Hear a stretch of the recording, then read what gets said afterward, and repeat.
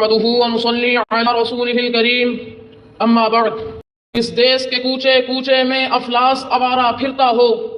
جو دھرتی بھوک اگلتی ہو اور دکھ فلک سے گرتا ہو، جہاں بھوکے ننگے بچے بھی آہوں پر پالے جاتے ہوں، جہاں سچائی کے مجرم بھی زنداں میں ڈالے جاتے ہوں، اس دیس کی مٹی برسوں سے یہ دکھ جگر پہ سہتی ہے اور اپنے دیس کے لوگوں کو آزادی مبارک کہتی ہے۔ جناب عالی مرتبت اور معزز سامعین، آج میرا موضوع سخن ہے اقبال کا خواب اور آج کا پاکستان۔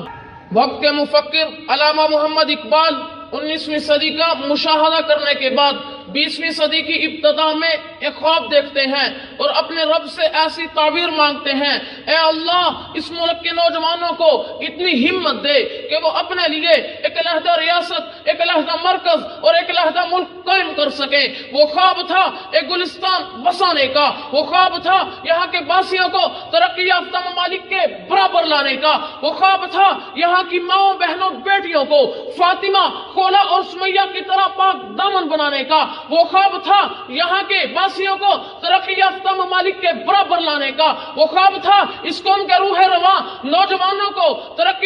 ترقی کی شاہراہ پر گامزن کرنے کا، وہ خواب تھا ایک ایسی ریاست، اسٹیٹ اور ملک و وطن کا جہاں فکر بھی محمد کی ہو، فلسفہ بھی محمد کا ہو، نظریہ بھی محمد کا ہو، سوچ بھی محمد کی ہو اور امت بھی محمد کی ہو۔ چنانچہ قرائے ارض نے وہ دن بھی دیکھا کہ اقبال کا خواب پورا ہوا۔ لوگوں نے 23 مارچ 1940 کو قرارداد مقاصد پیش کی، جو حقیقت میں قرارداد نہیں بلکہ مسلمان اپنی آرزو اور تمنا اللہ کو پیش کر رہے تھے اور یہ بتا رہے تھے کہ مسلمان تقدیر کا پابند نہیں، تقدیر کے پابند تو جمادات، نباتات اور حیوانات ہوتے ہیں۔ خدا کی قسم انہوں نے اس خواب کو پورا کر دکھایا۔ 14 اگست کو 1 کروڑ سے زائد مسلمانوں نے ہجرت کی، جن میں سے 50 لاکھ کے قریب شہید ہو گئے اور 50 لاکھ اس خواب کی تعبیر کی جستجو میں انگریز کی سازشوں کو روند کر اور ہندو بنیوں کے یک قومی نظریے کو گنگا کی موجوں کے سپرد کرتے ہوئے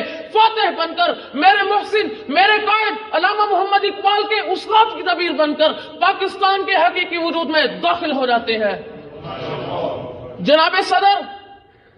آج ہم مصور پاکستان کے 70 سالہ اسلامی جمہوریہ پاکستان کی حقیقی اور عملی تصویر دیکھتے ہیں تو دل خون کے آنسو روتا ہے، کلیجہ منہ کو آتا ہے۔ کہاں ہے وہ تصور، کہاں ہے وہ نظریہ، کہاں ہے وہ عظیم خواب؟ کیا میرے قائد علامہ محمد اقبال ایسا پاکستان بنانا چاہتے تھے کہ جو داخلی طور پر دہشت گردی، بد امنی اور ٹارگٹ کلنگ کی اماچ گاہ، لاقانونیت کا اندھا راج، 3 خاندانوں پر گھومتی سیاست کی تھی کون، بستی کی انتہا کو چھوتی قومی روپے کی قدر، امریکی جنگوں کو اپنی سرحدوں پر لڑنے کی پالیسیاں،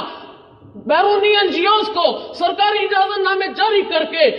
مذہبی، لسانی اور تخریب کاری کی کھلی چھوٹ دینا اور صنف نازک قوم کی بیٹی عافیہ صدیقی کو امریکہ کے ایمان پر جھونک دینا، یہ موجودہ پاکستان کے وہ دل خراش حقائق ہے۔ جناب عالی، ان کا ذمہ دار کوئی اور نہیں، قصوروار کوئی غیر نہیں، ہم نے خود ہی اپنے ہاتھوں سے اپنے نشیمن پھونکے۔ شریک جرم نہ ہوتے تو مخبری کرتے، شریک جرم نہ ہوتے تو مخبری کرتے۔ ہمیں خبر ہے لٹیروں کے ہر ٹھکانے کی، ہمیں خبر ہے لٹیروں کے ہر ٹھکانے کی۔ وما علینا الا البلاغ۔